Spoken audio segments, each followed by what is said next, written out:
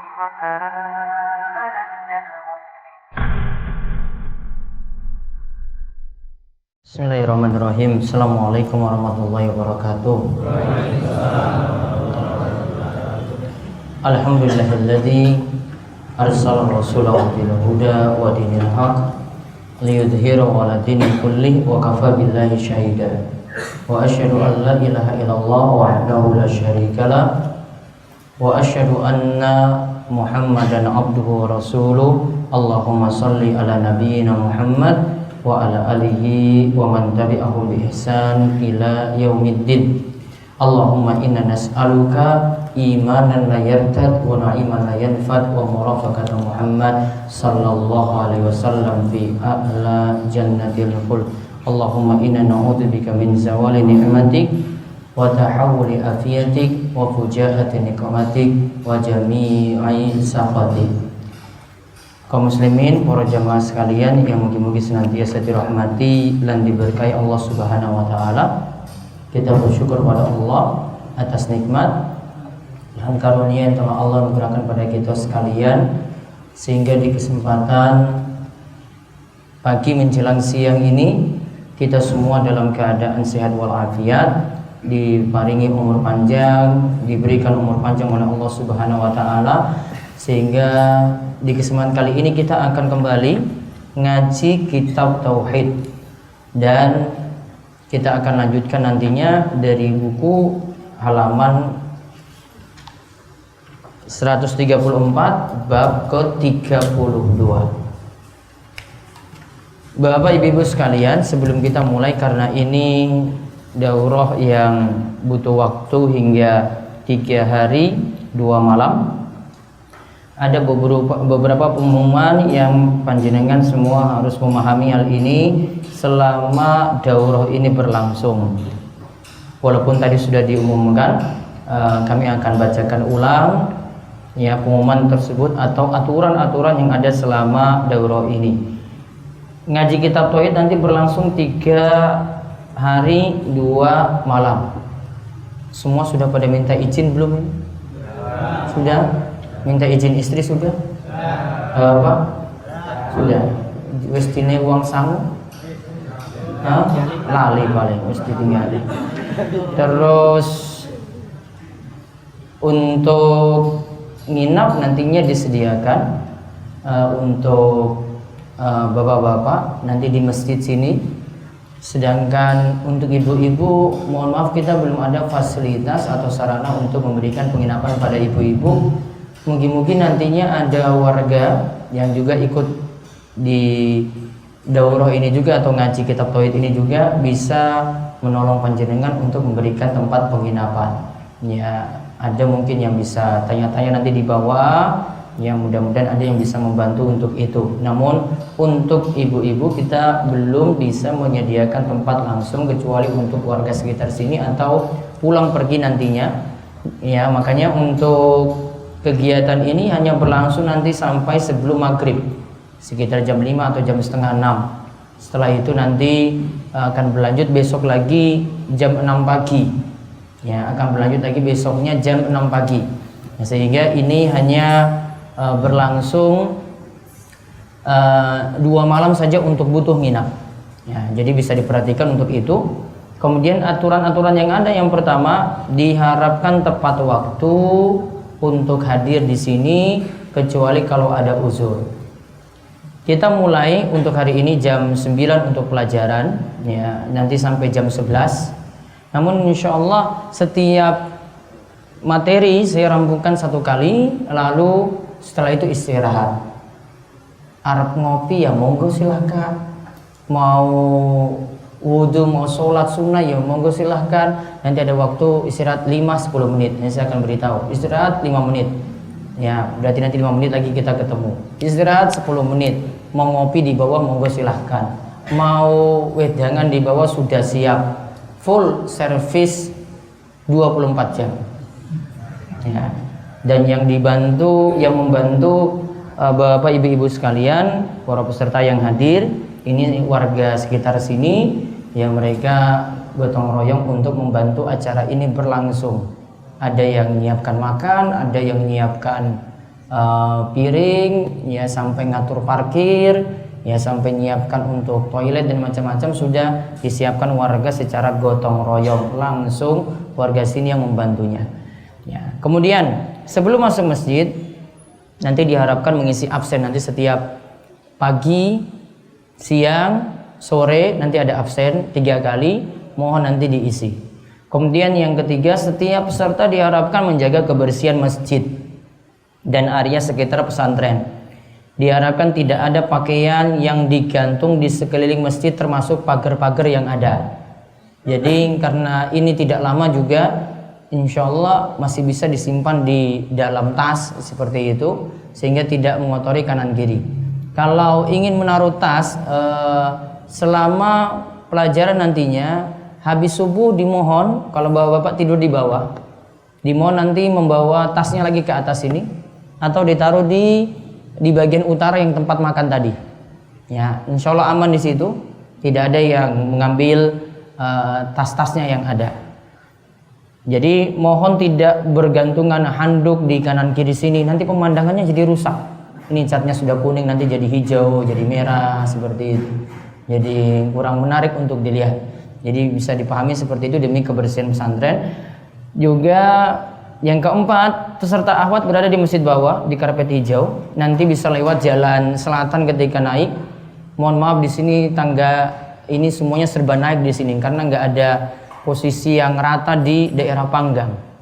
Yang rata luas itu nggak ada. Semuanya daerah bergunung. Jadi munggah medun naik turun seperti ini kondisinya. Jadi orang-orang yang baru datang di sini mohon bisa banyak-banyak memaklumi. Mudah-mudahan tambah langsing nanti selama 3 hari di sini. Peserta ikhwan berada di masjid atas. Ya, berarti bapak-bapak nanti yang tambah langsing. Ibu-ibu di bawah saja. Ya, bapak nanti di karpet coklat ini selama pelajaran itu di sini. Kemudian untuk ruangan makan, akhwat berada di tempat kajiannya di masjid bawah, sedangkan ikhwan berada di masjid bawah sebelah utara. Termasuk juga kamar mandi bisa pakai di sini, di sebelah utara sini pas. Maaf, ini untuk toilet, toilet juga di bawah, termasuk tempat wudhu. Namun untuk urusan mandi, ya untuk urusan mandi nantinya diharapkan bisa memanfaatkan kamar mandi yang ada di warga. Karena di sini ingin dijaga biar airnya tidak habis. Kalau airnya habis nggak bisa wudhu. Karena kita cuma menunggu hujan saja turun. Kalau hujan nggak turun ya sudah. Ya berarti kita masih harus ngisi lagi dengan air dari PDAM. Kalau nggak ada lagi ya terpaksa beli. Makanya airnya karena terbatas di warga sudah disiapkan. Cari kamar mandi yang warna hijau. Untuk akhwat nanti pas di masjid bawah itu nanti ada. Termasuk juga untuk akhwat kalau memakai toilet, mohon maaf nanti agak turun ke bawah biar tidak campur dengan ikhwan. Atau ada di sebelah utara, paling utara nanti bisa tanyakan nanti pada security atau tukang parkir untuk kamar mandi atau toilet akhwat. Ya. Terus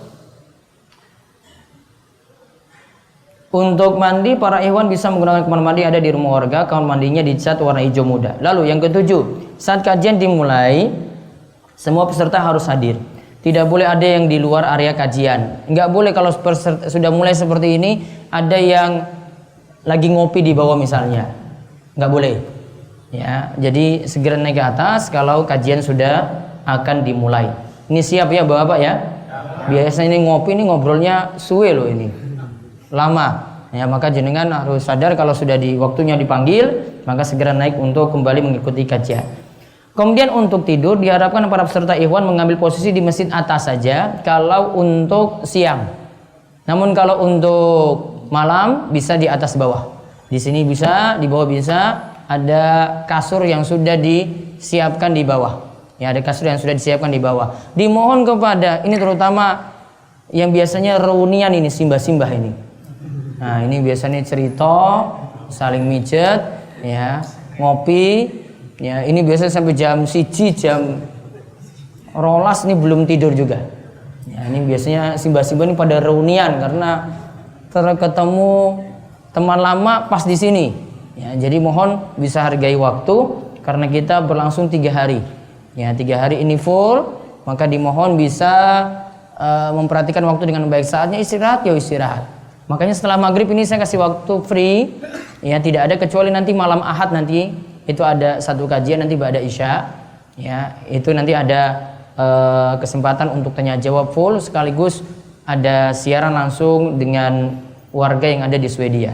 Terus yang 9, tidak boleh membawa makanan apapun dan minuman yang berwarna ke dalam area masjid yang berkarpet coklat dan hijau, kecuali nanti kalau akhwat nanti pas jam makan.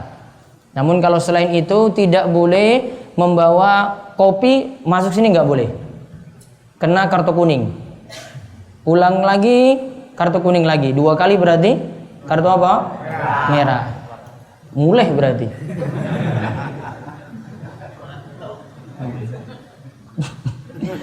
Terus yang makanan juga demikian, ya cuma boleh dibawa sana atau di akhwat ya cuma dibawanya di tempat itu saja.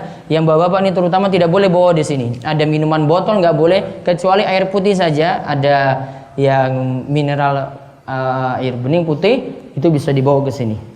Kemudian sesi tanya jawab. Oh ya maaf, peserta Ikhwan tidak boleh mengintip dan melewati peserta akhwat di masjid bawah. Ya, jadi nggak boleh akal-akalan. Wah, pena saya jatuh di bawah. Ada apaan kamu alasan-alasan? Ya, jadi nggak boleh lewat situ. Cuma naiknya dari tangga situ naik sini. Yang akhwat nanti sebelah sana. Ya, ini terutama yang belum rabi, yang belum nikah ini. Ini biasanya macam-macam. Ya, cari kesempatan dalam kesempitan. Terus yang ke-11 sesi tanya jawab, Ikhwan dan akhwat bisa bertanya langsung. Nanti ada mic disediakan untuk bapak-bapak peserta Ikhwan, lalu untuk ibu-ibu tadi ada mic juga, nanti bisa lewat kertas untuk diajukan. Nanti panitia mohon bisa menyediakan kotak pertanyaan seperti pas malam Kamis kemarin. Kemudian satu lagi bagi kegiatan ini, bagi ada yang ingin menyumbang, ya karena kemarin beberapa orang yang menanyakan hal ini langsung, nanti bisa memanfaatkan kotak yang ada di luar, ada kotak kayu di situ. Ya, tinggal nyemplungin saja berapa di situ. Yang uang merah alhamdulillah. Ya, bisa nambah-nambah kontak infak sini. Yang akhwat ada di bawah. Kemudian saya mohon kalau sudah terlihat ada sampah di dalam masjid sini, terutama sampah yang panjenengan bawa sendiri, bisa membuangnya di tempat sampah dan disediakan di setiap tempat makan itu ada kantong plastik hitam. Itu dimasukkan sampah di situ. Paham, J? Nanti sampah dimasukkan di kantong plastik hitam tadi, nanti panitia yang akan mengambil untuk dikumpulkan jadi satu. Baik, untuk jadwal untuk kesempatan kali ini nanti sampai jam 5 atau setengah 6. Kemudian yang Sabtu mulai dari jam 6 pagi sampai jam 2 siang. Setelah itu 2 siang sampai sore sampai maghrib free, nanti bisa kita kasih waktu rekreasi ke Pantai Gesing. Ya, atau bisa memanfaatkan lapangan sini atau istirahat di sini. Nanti setelah maghrib sampai isya tanya jawab. Nanti jam setengah 9 malam sampai setengah 10 ada kajian Firqotun Najiyah, siaran live dengan warga Swedia yang seperti tadi saya sampaikan. Kemudian hari Ahad nanti ada pelajaran sedikit ba'da subuh langsung, mungkin sekitar 15 sampai 30 menit kajian Bulughul Maram. Setelah itu ngopi mulai lagi jam 6. Ya, baru nanti sampai setengah 8. Ya, setengah 8 sarapan pagi. Ini jadi sarapan paginya itu sekitar jam setengah 8 sampai jam 8. Mohon nanti dipahami karena beberapa kali kita daurah itu beberapa protes masalah makan di sini. Saya beritahu. Di sini yang masak itu warga sendiri, nggak pakai catering. Masaknya pakai kayu bakar, nggak pakai kompor gas. Ya. Malah enak. Iya. Namun butuh waktu, sehingga nanti banyak-banyak maklumi saja kalau nanti jamnya itu segitu, jam setengah 8 atau jam 8. Nanti siangnya sekitar jam habis zuhur, ya malamnya itu maghrib atau ngisya. Ya, ditahan-tahan saja. Makanya kita ada snack-snack itu untuk jenengan tahan itu tadi untuk bisa nahan sedikit untuk masalah makan tadi, karena butuh waktu, apalagi di sini jamaah yang hadir itu banyak. Kalau jenengan ingin jalan-jalan, ingin makan bakso, alhamdulillah Darussolihin sudah punya warung bakso sendiri. Enak banget. Enak. Namun bayar. Kalau mau nanti bisa minta beberapa orang, nanti ada beberapa orang sini mau pergi, waktu 5 menit aja lah, nanti ke sana mau makan bakso lah nanti siang gitu, bisa ya, enak pokoknya. Ada teh gula batunya juga ada ya, es tehnya juga ada, namun ya bayar. Namun itu bakso yang dulu biasanya ada di dekat Bandara Adi Sucipto, namun ditarik ke sini karena dia mau kerja di sini, dan itu jadi usaha dari pesantren. Ya, ada yang usaha yang lainnya, warungnya baru satu itu. Mudah-mudahan nanti ada warung-warung yang lainnya lagi, karena itu pendapatannya untuk pesantren juga. Kalau butuh hiburan makan seperti itu, kalau malam itu ada angkringan di sana lagi sekitar 5 menit dari sini, bisa habis isya gitu, kalau kosong bisa ke sana, beberapa orang nanti tinggal diantar saya ke sana. Namun juga bayar. Ya, yang gratis cuma di sini. Ya, itu bisa dipahami. Baik, sekarang sudah jam 9, kita mulai bab ke-32. Siap semua? Ya. Kitab sudah siap ya? Ya. Ada butuh buku tulis di luar sana, butuh poinnya, kalau poinnya masalah, penanya masalah, bisa lihat lagi di luar sana ada, nanti disediakan oleh panitia. Baik. Dan kajian ini nanti disiarkan langsung lewat radio. Ada keluarga di rumah ingin dengar langsung, suruh nyetel radio 107,8 FM se-Gunung Kidul, insya Allah bisa dengar. Kemudian bisa lihat lewat Facebook ya, dan ada aplikasi di Android. Itu nanti bisa diinstal Radio DS, kemudian bisa didengarkan juga setiap waktu. Itu 24 jam untuk Radio DS yang ada. Kemudian nantinya ini ada rekaman juga, bahkan video-video sebelumnya itu sekitar 32 video itu sudah diedit, tinggal nanti diupload. Sampai sekarang ini baru 21 video, nanti bisa di-download di situ, atau nanti tunggu saja ada pesantren akan jual dalam bentuk flash disk, itu nanti bisa dimanfaatkan. Sebagaimana juga nanti ada dari daurah Muyassar, pernah kita bahas 70 pertemuan, itu juga sudah disiapkan dalam bentuk flash disk dengan kitabnya lengkap. Nanti akan diberitahu oleh panitia untuk masalah ini. Ya, kita mulai lihat di halaman 134. Bab 32, takut kepada Allah. Kita telah bahas sampai cinta kepada Allah bab 31 kemarin. Sekarang kita bahas bab 32, takut kepada Allah. Yaitu Syekh Muhammad bin Abdul Wahab membawakan firman Allah. Beliau katakan bab qaulullahi ta'ala, firman Allah, innama dzalikumu syaitanu yukhawwifu awliya'ah fala takhafuhum wa khafuni in kuntum mu'minin. Ali Imran ayat 175. Ya, nanti kita akan lihat ayat-ayat yang ada.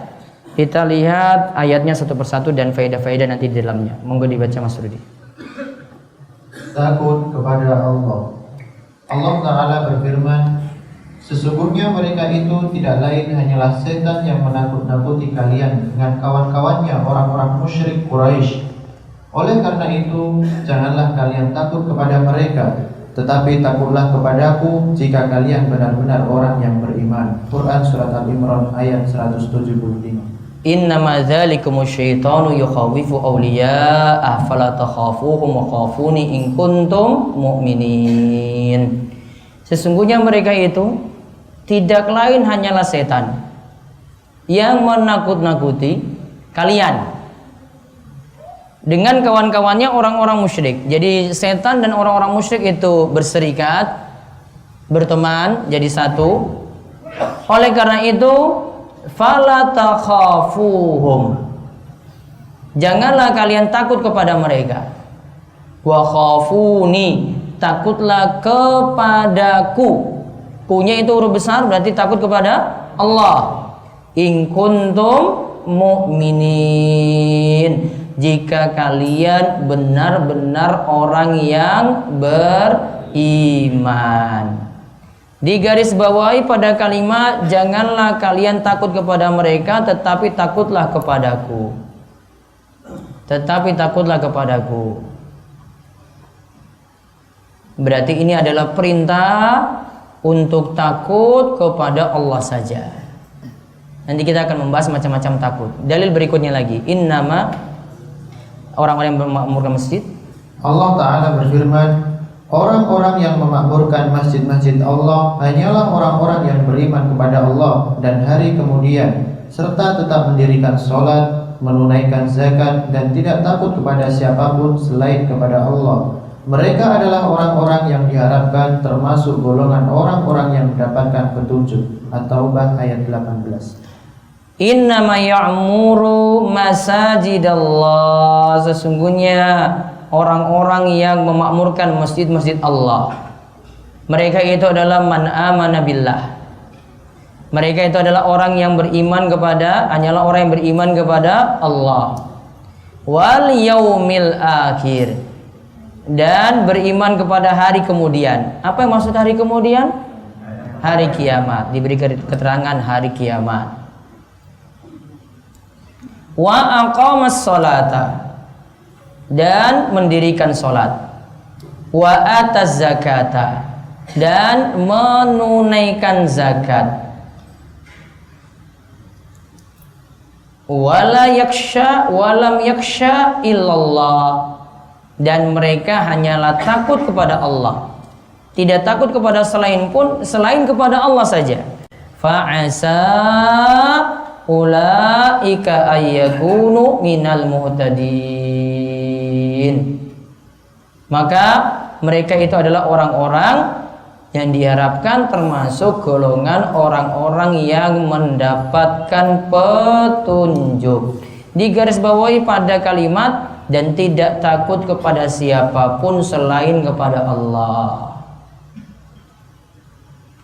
Dan tidak takut pada siapapun selain kepada Allah. Berarti kita hanya diperintahkan takut. Kalau ini takutnya bernilai ibadah hanya kepada Allah saja. Terus ayat yang berikutnya, Al-Ankabut ayat 10. Allah Ta'ala berfirman, di antara manusia ada yang berkata, kami beriman kepada Allah. Maka apabila dia disakiti karena dia beriman kepada Allah, dia menganggap siksaan manusia itu seperti siksaan Allah. Sungguh jika datang pertolongan dari Rabb-Mu, mereka pasti akan berkata, sesungguhnya kami beserta kalian. Bukankah Allah lebih mengetahui apa yang tersimpan dalam dada semua manusia? Taib. Di antara manusia ada yang berkata, kami beriman kepada Allah. Maka apabila dia disakiti karena dia beriman kepada Allah, wa minan nasi may yaqulu amanna billahi, di antara manusia mereka mengatakan kami itu beriman kepada Allah. Fa iza udhiya fillah, jika dia itu disakiti karena beriman kepada Allah, ja'ala fitnatan nasi ka'adzabillah, maka ada yang menjadikan siksaan manusia itu sama seperti siksaan Allah. Ja'ala fitnatin nasi ka'adzabillah wala in jaa'a nasrum mir rabbika la yaqulunna inna kunna ma'akum. Sungguh jika datang pertolongan dari Rabb-Mu, mereka pasti akan berkata, sesungguhnya kami beserta kalian. Kemudian, bukankah Allah awalisallahu bi'a'lama bima fi suduril alamin, bukankah Allah lebih mengetahui apa yang tersimpan dalam dada semua manusia? Maka lihat di sini di garis bawahi, dia menganggap siksaan manusia itu seperti siksaan Allah. Dia menganggap siksaan manusia seperti siksaan Allah. Nah, saya beri keterangan sedikit sebelum nanti kita masuk pada pendalilan hadis. Bapak ibu-ibu sekalian, sesuatu yang wajar jika kita itu punya rasa takut. Pernah takut nggak? Sering takut apa biasa takut? Sering takut. Takut pada siapa? Nah, ada yang takut kucing ada? Ada. Ada yang takut anjing? Ada. Ada. Takut ular? Ada. Takut setan? Jujur mawon. Ada nggak? Ada. Hantu? Takut hantu ada? Takut nggak lewat kuburan gelap-gelap malam-malam? Pas malam Jumat Kliwon lagi? Hah? Ada. Nah, Itu namanya takut seperti itu. Sekarang takut itu sesuatu sifat yang kadang itu wajar, kadang nantinya tidak wajar, kadang nanti bisa sampai tingkatan syirik. Maka kita nantinya para ulama itu membagi takut itu menjadi beberapa macam. Takut nanti dibagi menjadi beberapa macam.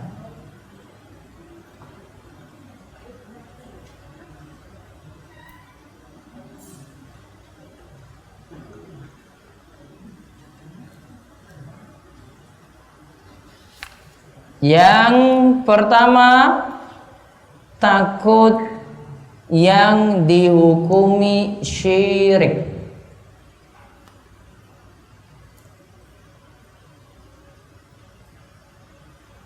Takut yang dihukumi syirik.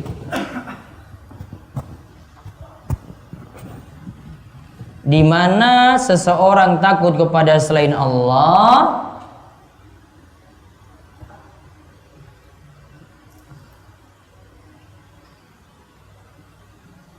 di mana seseorang itu takut kepada selain Allah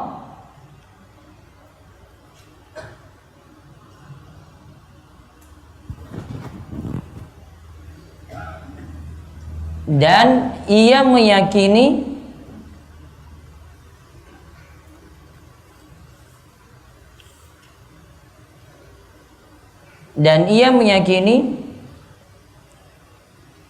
rasa takutnya tersebut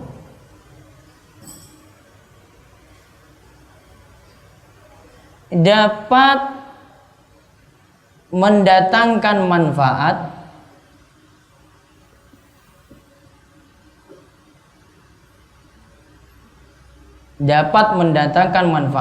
untuk urusan akhirat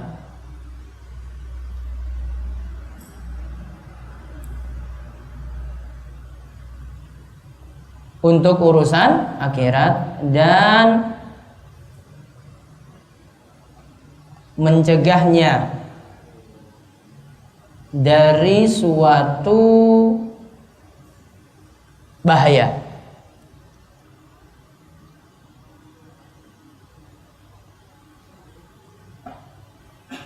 Dilanjutkan, takut seperti ini bernilai ibadah.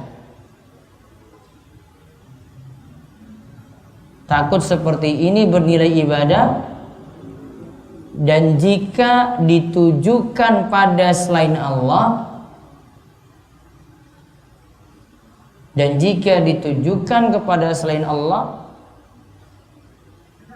maka dihukumi syirik.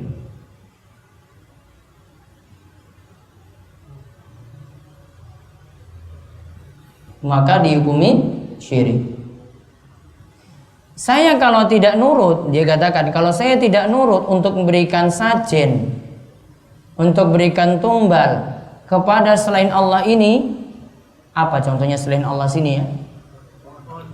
Taruhlah pohon besar atau penguasa laut lah. Jika saya tidak berikan sajen ini, saya tidak berikan tumbal ini, saya bisa kena kualat nantinya, bisa kena bahaya nantinya. Ya itu bukan bahaya di dunia saja ini, di akhirat nanti saya tidak bisa masuk surga. Atau saya nanti tidak bisa selamat dari neraka. Sampai rasa takutnya seperti itu. Berarti yang menyelamatkannya ini, ya tadi kayu besar ini dan yang selain Allah tadi yang nanti akan menyelamatkannya, bukan Allah. Ini sudah rasa takut yang berlebihan. Yang ini adalah rasa takut yang bernilai ibadah, dan sudah dinilai dia melakukan ibadah kepada selain Allah. Ini di sini ada ta'zim loh, di sini ada bentuk pengagungan. Kalau itu dengan orang soleh, berarti apapun yang diperintahkan orang soleh tadi, karena rasa takutnya dia nurut pada orang soleh tadi. Sampai pun untuk maksiat pun dia nurut. Pada orang soleh ini. Ya, karena ada beberapa orang, ya, bahkan yang aku muslim pun dengan orang soleh bersikap berlebihan di sini. Kalau dia nggak nurut, wah nanti kena kualat, wah nanti kena musibah, wah nanti kena kecelakaan di jalan. Nah berarti sudah rasa takut yang berlebihan sampai tingkatan syirik. Yang kedua, takut yang dihukumi haram.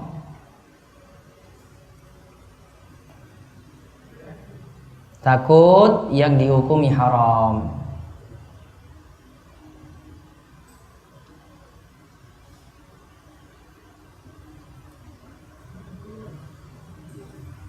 Yaitu seseorang takut kepada makhluk.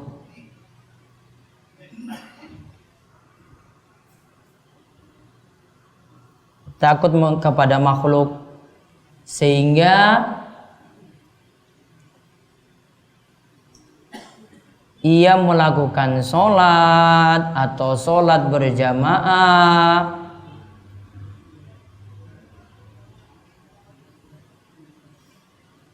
dikarenakan takut kepada makhluk tadi.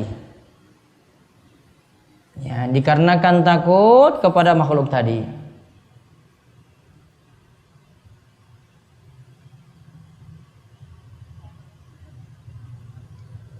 Bahkan para ulama katakan ini termasuk jenis syirik.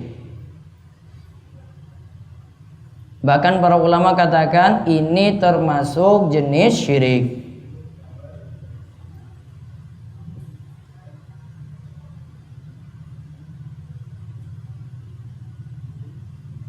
Yaitu contohnya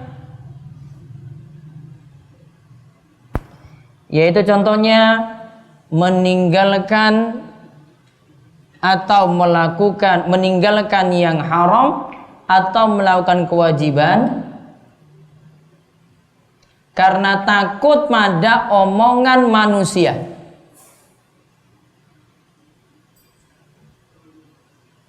Karena takut pada omongan manusia. Nanti kita akan lihat hadisnya di sini loh. Yang dimana ayatnya tadi sebenarnya sudah disinggung, Al-Ankabut ayat 10 tadi. Dia jadikan siksaan manusia sama seperti siksaan apa tadi? Allah. Dia jadikan siksaan manusia sama seperti siksaan Allah. Jadi contoh yang ada di sini, ini takut yang haram. Contoh, kalau kita lihat di tengah masyarakat kita, ada yang gak mau pergi ngaji cuma takut omongan tetangga. Wonten apa mboten? Nah, ada yang gak mau berangkat ngaji cuma karena takut omongan tetangga. Ada yang tetap mau berangkat pada suatu amalan cuma karena takut juga omongan tetangga juga. Rasa takutnya di sini sudah rasa takut yang haram. Sehingga sampai dia melakukan yang haram atau dia meninggalkan kewajiban. Kalau bentuknya seperti ini lagi, contoh misalnya ada yang nggak mau berangkat ke masjid karena takut ketemu setan di jalan. Masuk yang mana di sini? Yang syirik apa yang haram yang kedua? Kalau syirik itu ada bentuk pengagungan. Kalau ini dia cuma takut saja ketika mau keluar. Kalau bentuk pengagungan berarti nanti dia minta-minta pamit dulu kepada setan tadi, atau harus lewat situ. Misalnya kalau numpak motor klakson, kalau naik motor nanti tut dulu baru nanti lewat. Amit-amit mbah. Nah, amit-amit mbah misalnya. Ini kalau ini nggak ada, dia cuma takut saja biasa karena kebanyakan nonton TV yang seram-seram, yang itu banyak horornya, yang itu banyak hantungnya, sehingga ketika pergi gelap-gelap ketika subuh dia takut seperti itu. Berarti takut apa di sini? Minimal haram. Namun lama-lama nanti bisa jadi syirik jika sampai ada bentuk pengagungan pada setan. Berarti solusinya gimana nanti? Biar nggak punya takut seperti ini? Ngaji tauhid, tidak nonton TV ne tidak untuk bayar utang, iya dah. Tapi ya tetap urung bisa ya, TV ne gerpi payune nyaur juga nggak bisa kan, ora cukup. Jadi yang jelas itu tadi masih takut yang jenis kedua. Sekarang takut yang jenis ketiga. Takut tabi'i atau takut secara tabiat? Takut tabi'i atau takut secara tabiat?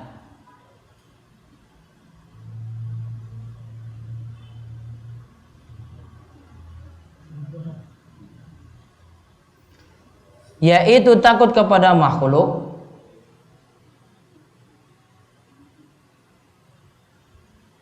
yang sifatnya manusiawi. Yang sifatnya manusiawi. Seperti takut pada binatang buas, takut kepada ular,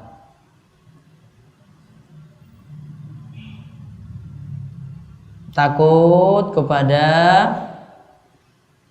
debit kolektor, takutnya. Nah, ya bisa masuk di sini juga berarti. Tabi'i.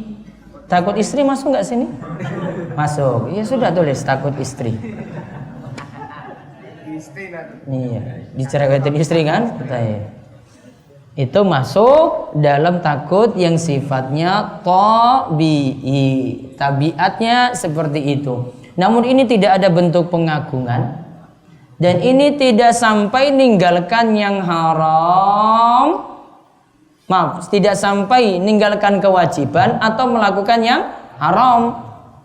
Kalau dia takut kepada makhluk-makhluk tadi sampai nanti meninggalkan yang haram, ya masuk tadi yang jenis yang kedua.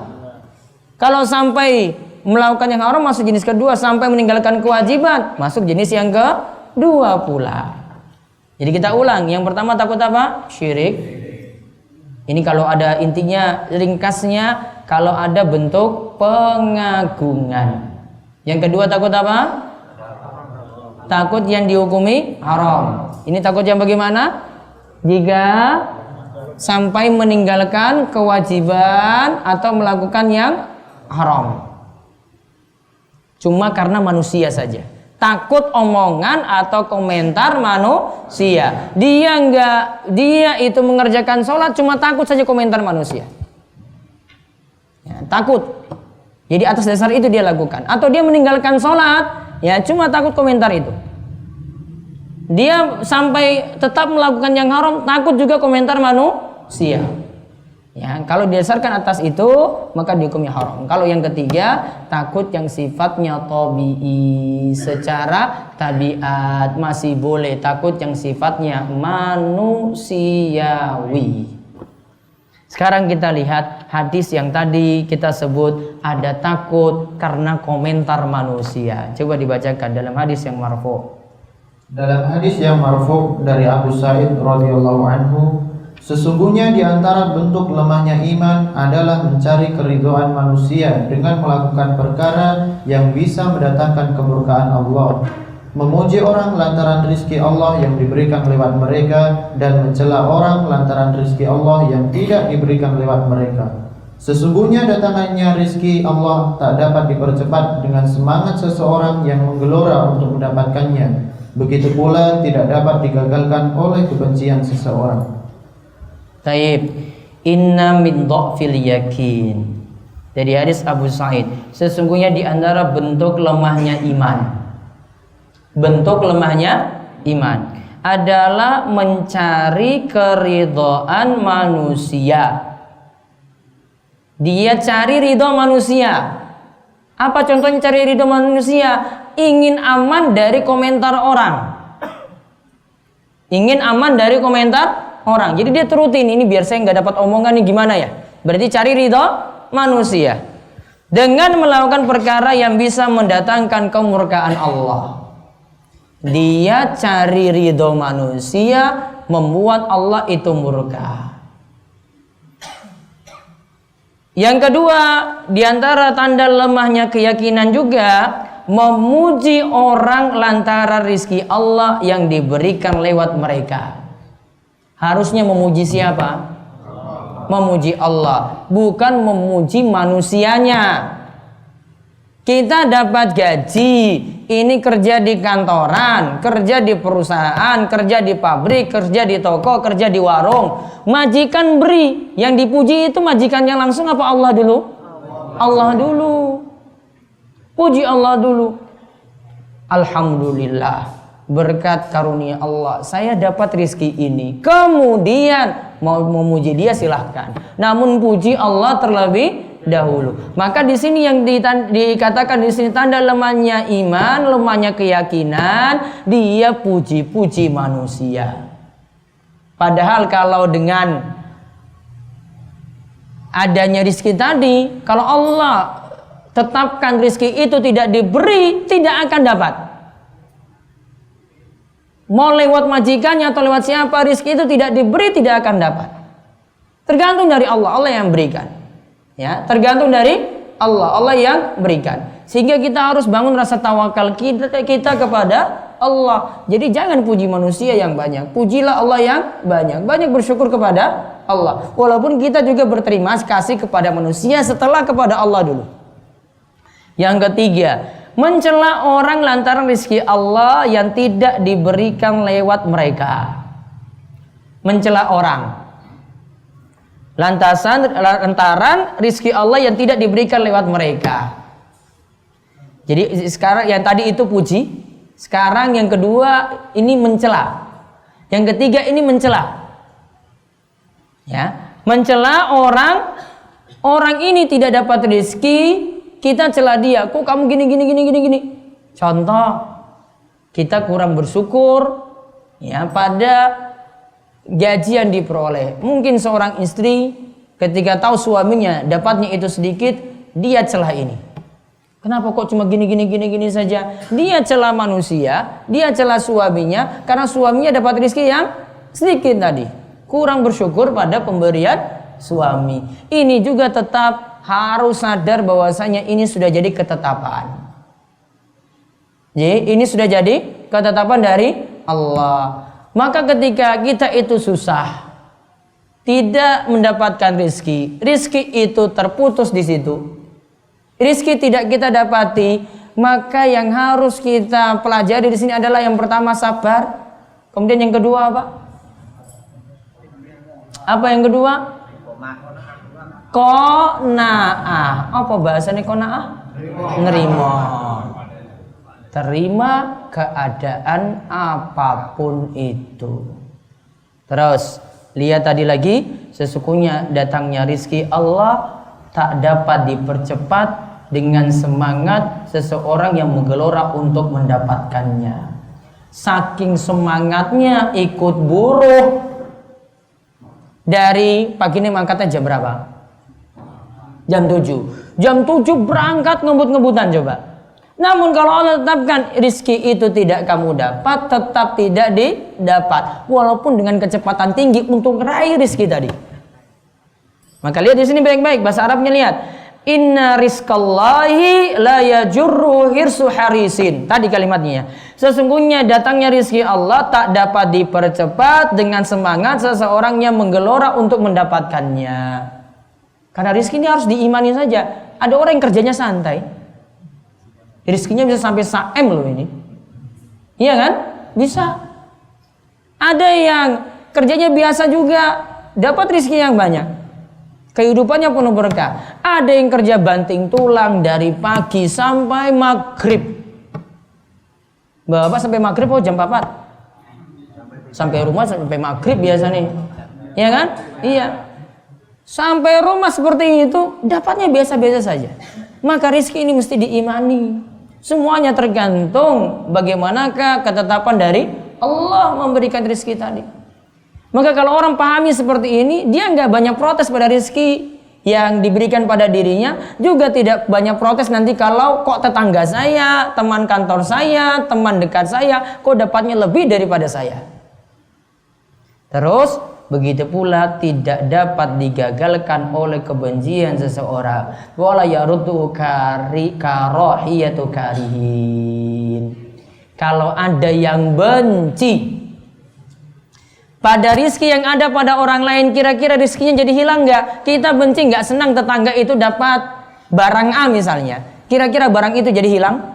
Enggak. Tetangga dapat kulkas anyar, kulkas baru, kita benci kulkas itu pada tetangga kita, hilang enggak kulkas tadi? Enggak akan hilang. Maka rasa bencinya kita tidak akan menghilangkan rezeki yang ada pada orang lain. Jadi ini hadis ini Masya Allah luar biasa sekali. Ada riwayat Abu Nuaim dalam kitab Al-Hilyah dari Abu Sa'id. Ya, ini mengajarkan kepada kita gimana imani masalah rezeki. Kalau tidak benar dalam memahami rezeki di sini, maka tanda dhaful yakin. Apa dhaful yakin? Lemahnya keyakinan. Kaitannya dengan takut kepada Allah tadi. Cari keridhaan manusia, digarisbawahi mencari keridhaan manusia dengan melakukan perkara yang bisa mendatangkan kemurkaan Allah. Berarti yang dia takuti siapa? Manusia. Takut komentarnya, takut omongannya. Harusnya yang kita cari apa? Ridhane Allah Subhanahu wa taala, ridhonya Allah. Yang kita cari itu ridho Allah, bukan cari ridho manusia, bukan cari komentar manusia. Kemudian hadis yang terakhir, Aisyah radhiyallahu anha menuturkan bahwa Rasulullah shallallahu alaihi wasallam bersabda, barang siapa yang mencari keridhaan Allah walaupun membuat orang marah, maka Allah akan ridha kepadanya dan membuat orang-orang menjadi ridha kepadanya. Barang siapa yang mencari keridhaan manusia dengan perkara yang bisa mendatangkan kemarahan Allah, maka Allah akan marah kepadanya dan membuat orang-orang jadi marah kepadanya. Nah, ini sama seperti hadis tadi juga tentang masalah ikuti komentar orang terus. Kita lihat dulu hadisnya. Hadisnya diriwayatkan oleh Ibnu Hibban dalam Sahihnya nomor 276 dan Tirmizi 2414. Manil tamasaridallahi bisakhatin nas. Siapa yang mencari ridha Allah dan membuat manusia itu murka, radhiyallahu anhu, karena dia cari ridha Allah, maka Allah akan ridha padanya. Wa arda anhu nas, dan Allah akan membuat manusia juga senang dan ridha padanya. Pertama di sini apa orangnya? Cari ridha siapa? Allah. Cari ridha Allah. Walaupun orang-orang komentarnya nggak enak, walaupun orang-orang itu nggak suka, walaupun tetangga-tetangga itu memberikan komentar yang nggak enak di hati, namun yang dia cari ridho apa? Ridho Allah. Maka Allah akan ridho padanya. Manusia yang awalnya tidak suka, Allah juga akan bolak-balikan hatinya, akhirnya ridho juga pada dirinya. Harus yakin itu. Ini baru awal-awal loh. Awal-awal ngaji dapat komentar yang gak enak. Betul apa mboten? Ikuti saja, cari ridho Allah saja. Terus ngaji saja terus. Maka pelan-pelan nanti Allah akan membuat, ya, Allah itu pertama ridho, lalu akan membuat orang-orang itu akan ridho pula, akan senang. Namun lihat coba yang kedua, wa manil tamasa ridhon nas bisaqatillah. Siapa yang cari ridho manusia, komentar orang diikutin terus. Wah, kok iki ora sah ngaji.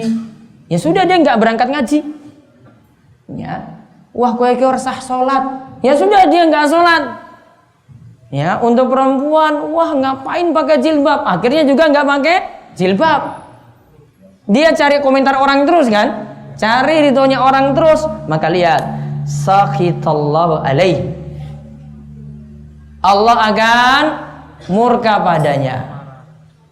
Wa askhata alaihin nas, dan Allah akan membuat manusia tidak suka padanya.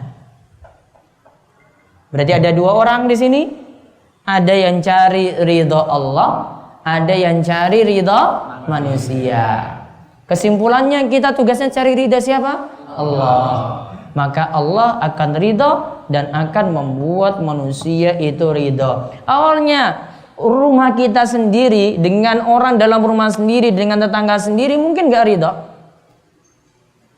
gak senang ngaji, gak senang mau pergi berangkat ke masjid, gak senang itu makin soleh, mungkin gak senang. Tunggu waktunya, perlahan-lahan nanti bisa berubah. Karena semuanya tergantung Allah yang beri hidayah, Allah yang beri taufik. Mungkin dari kita itu yang jadi sebab pertama kali kerabat, sedulur, ya tetangga-tangga kita dapat hidayah, harus sabar. Nah, dari komentar tadi, dan cobaan kita sebenarnya belum biasa, baru biasa-biasa saja. Cobaan untuk baginda Nabi lebih berat. Ya, cobaan bagi baginda Nabi lebih berat. Maka tugasnya hanya sabar, walaupun nanti banyak fitnahan, walaupun nanti banyak komentar, tetap tugasnya apa? Sabar. Digaris bawahi, barang siapa yang mencari keridhaan Allah juga, maka Allah ridho kepadanya.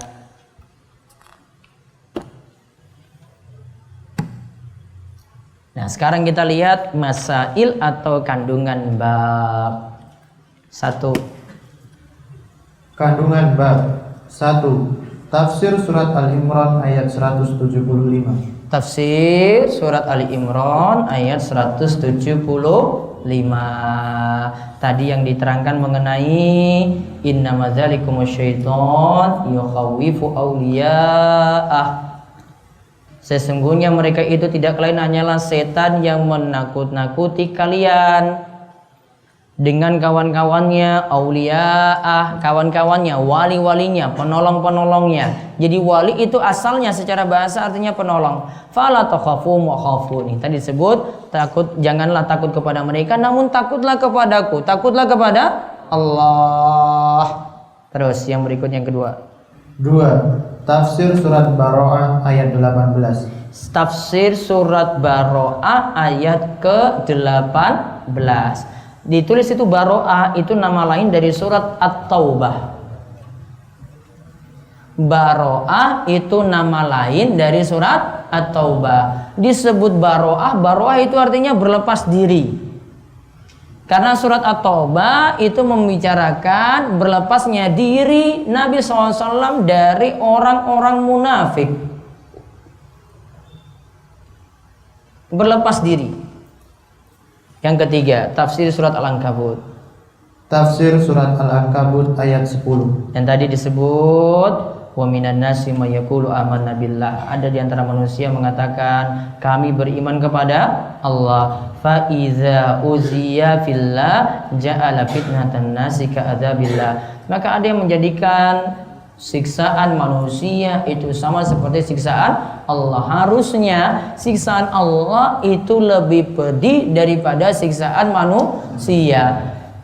Azab Allah lebih pedih daripada siksaan atau azab manusia. Harusnya yang itu dia takuti. Takuti Allah, bukan takuti manusia. Terus yang keempat, keyakinan hati bisa melemah dan menguat. nah, maka tadi disebut dhaful yakin. Maka hati itu ada yang lemah, hati itu ada yang kuat. Hati ada yang keyakinannya itu kuat, hati itu ada yang keyakinannya itu lemah. Tadi tanda-tanda kelemahan hati itu apa? 1. Ditulis berarti ini. Lemahnya keyakinan, coba tadi ditulis. 1. Cari komentar manusia. Cari ridho manusia.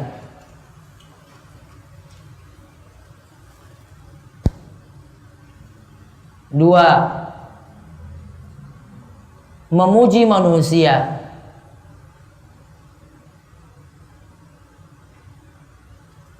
Padahal rizki datang dari Allah.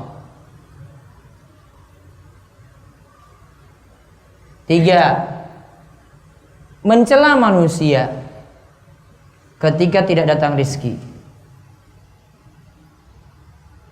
Mencela manusia ketika tidak datang rizki. 3 ini dikatakan sebagai dhaful yakin. Keyakinan yang lemah-lemahnya keyakinan. Terus yang kelima. Di antara tanda lemahnya hati adalah 3 perkara yang telah disebutkan di atas. Baik. Di antara tanda lemahnya hati adalah 3 perkara yang telah disebutkan di atas. Nomor 6. Kewajiban untuk memurnikan rasa takut hanya kepada Allah. Berarti kalau takutnya itu bernilai ibadah, rasa takut itu hanya boleh kepada Allah. Yang ke-7. Dijelaskan pahala bagi orang yang mencari keridhaan Allah walaupun membuat orang lain marah kepadanya. Dijelaskan pahala bagi orang yang mencari keridhaan Allah. Siapa saja yang mencari keridhaan Allah, walaupun nantinya membuat orang lain marah kepadanya, ini punya pahala yang besar. Yang ke-8, ancaman bagi orang yang mencari keridhaan manusia dengan perkara-perkara yang bisa mendatangkan kemarahan Allah. Ingat, hati-hati, kalau yang dikejar itu keridhaan manusia, membuat Allah itu murka. Ingat, itu membuat Allah itu sangat-sangat marah sekali. Karena yang kita cari cuma keridhaan manusia. Jadi bentuknya di sini berarti yang dijelaskan dalam dalil-dalil tadi, ada takut yang sifatnya syirik, yaitu takut yang nilainya ibadah, ada pengagungan di situ. Kemudian ada yang takut yang nilainya itu haram, seperti takut yang ini menyebabkan dia itu cuma cari ridane manusia. Yang ketiga tadi di sini yang tidak dijelaskan tentang takut yang tabi'i, karena itu sifatnya normal, tidak dihukumi dosa. Takut pada ular tadi dosa enggak? Enggak, kita takut digigit, lari dari situ. Anjing lewat, takut pada anjing, syirik enggak? Enggak. Ini sifat tabi'i. Ya, normal. Ya, dia lari dari situ misalnya. Anjing tambah kejar dia lagi karena dia lari. Enggak, ini enggak masalah. Ya, bukan pembahasannya di situ. Namun kalau takutnya sudah enggak wajar, ya. Setan kan enggak bisa berbuat macam-macam, ya kan? Ada setan bisa buat macam-macam dengan kita? Enggak. Kita terlalu takut berlebihan pada setan. Ya, nanti kalau ada bentuk pengagungan pada setan berarti masuk apa? Syirik. Kalau takutnya mau ke kamar mandi, kok takut pada hantu, takut pada setan, dihukumi apa? Haram. Ya, cukup sampai situ bab 32. Wonten pertanyaan? Ayo, ada yang langsung monggo? Ya. 1 2. Ya. Ibu-ibu ada mic di bawah, bisa tanya dengan mic. Waktu 10 menit, monggo. Waalaikumsalam warahmatullahi wabarakatuh.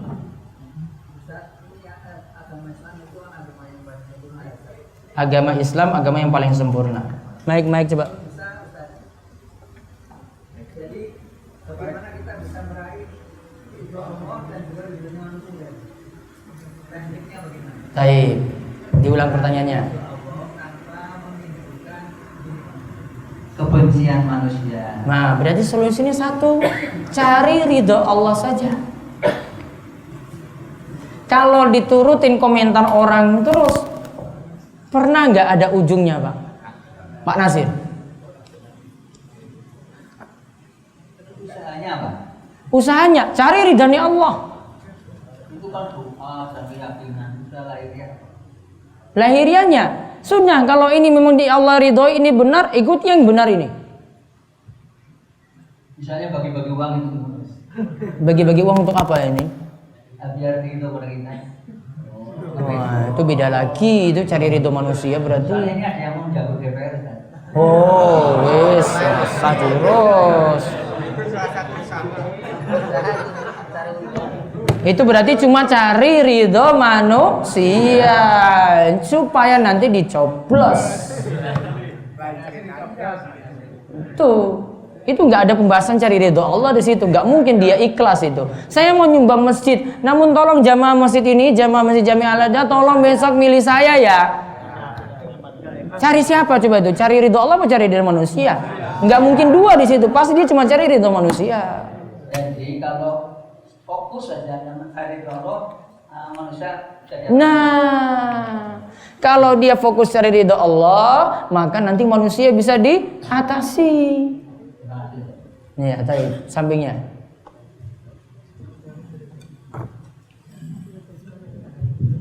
Assalamualaikum warahmatullahi wabarakatuh. Waalaikumsalam warahmatullahi wabarakatuh. Bahwa dijelaskan sebelumnya ada takut yang dihukumi haram, dan itu bermakna bahwa itu takut kepada makhluk sehingga ia melakukan suatu ibadah karena takut pada makhluk itu.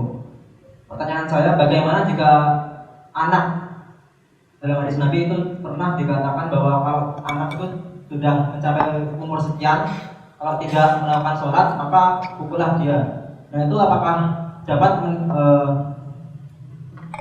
menumbuhkan rasa takut kepada orang tuanya tadi? Baik. Dan itu bagaimana? Terima kasih. Ini masalah pendidikan beda lagi. Kadang anak itu butuh dikerasin, sehingga kadang mungkin anak ketika menjalankan itu atas dasar keterpaksaan. Namun itu awalnya seperti itu dulu. Lama-lama ketika sudah disuruh sholat, pasti nanti akan terbiasa terus. Akhirnya jadi terbiasa. Dia akan ikut terus ke masjid. Lama-lama sadar sendirinya. Dibangun dengan keterpaksaan dulu. Dibangun dengan sikap keras dulu. Dibangun mungkin awalnya takut pada orang tua terlebih dahulu. Namun takutnya di sini baik. Karena apa? Takutnya di sini mengantarkan dia supaya rutin untuk sholat tadi. Mungkin nanti ditegasin di situ kalimatnya, takutnya ini sampai meninggalkan yang haram. Maaf, meninggalkan kewajiban atau melakukan yang haram. Kalau ada kalimat yang keliru tadi bisa diralat. Takutnya ini sampai menyebabkan meninggalkan kewajiban atau melakukan yang haram. Ya, mungkin ada teks tadi yang keliru. Ya. Diulang coba. Tadi apa? Coba. Yang haram dan melakukan kewajiban. Coba. Saya lihat teks. Lihat teks yang tadi. Enggak apa-apa. HP kok tulisannya? Melakukan sholat berjamaah dikarenakan takut kepada makhluk. Tapi dibolehkan para ulama mana tadi itu? Meninggalkan. Seseorang takut kepada makhluk sehingga dia melakukan sholat. Tolong diralat yang kedua, seseorang takut kepada makhluk sehingga meninggalkan kewajiban atau melakukan yang haram. Itu lebih jelas. Sehingga melakukan kewajiban, melakukan yang haram atau meninggalkan kewajiban. Jadi semuanya disebabkan karena takut kepada makhluk. Ini bukan karena pengagungan ya. Kalau tadi berarti kalau dia sholat berjamaah atau sholat pergi ke masjid, awalnya dipaksa orang tua dulu, berarti takut yang sifatnya baik di sini. Karena mendorong dia pada kewajiban. Ya. Karena mendorong dia pada kewajiban. Jadi diulang tadi, takut yang pertama takut apa? Syirik. Takut yang kedua takut haram. Ya, kalau takut syirik ada pengagungan. Kalau takut yang haram yang membuat dia sampai meninggalkan kewajiban atau melakukan yang haram.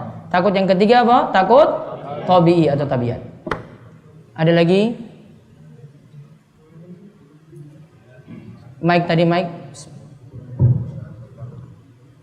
Langsung saja yang saya tanyakan terkait dengan perihal perintah orang tua dengan takut dengan Allah. Jadi ada salah satu orang tua yang melarang anaknya untuk pergi ngaji. Yang saya tanyakan antara takut pergi ngaji salamnya ke DS itu dengan Jadi ada kertasnya. menuruti orang tua, mana yang harus diutamakan terlebih dahulu Taib. sebelum pengertian itu masuk orang tua. Disuruh ketika mau pergi ngaji. Ya tadi itu. Nah. Ya. Ketika dia pergi ngaji, orang tua itu larang. Tergantung di sini. Kalau ini perkara penting, ya, perkara penting yang dia tidak bisa dapat ilmu kecuali dengan ngaji, maka tetap pergi ngaji. Walaupun nanti awalnya orang tua tidak ridho di sini. Namun kalau ilmu yang dia pelajari di sini bukan ilmu yang wajib, ya, bukan ilmu yang wajib, maka dia cari ridho orang tua dulu. Jadi dia bisa timbang-timbang, kalau ini memang ilmu yang wajib saya pelajari. Kalau saya nggak berangkat, saya kena dosa. Atau saya sampai meninggalkan kewajiban. Maka berarti dia tetap pergi berangkat. Karena dia lebih pentingkan ridho Allah daripada ridho manusia. Namun kalau itu cuma ilmu-ilmu tambahan saja yang dia bisa cari dimanapun, dan bisa ada pengganti, berarti ini ilmu tambahan tidak sampai wajib. Maka untuk orang ini kondisinya dia boleh tidak datang, dan sementara cari ridho orang tua terlebih dahulu. Satu lagi, ya.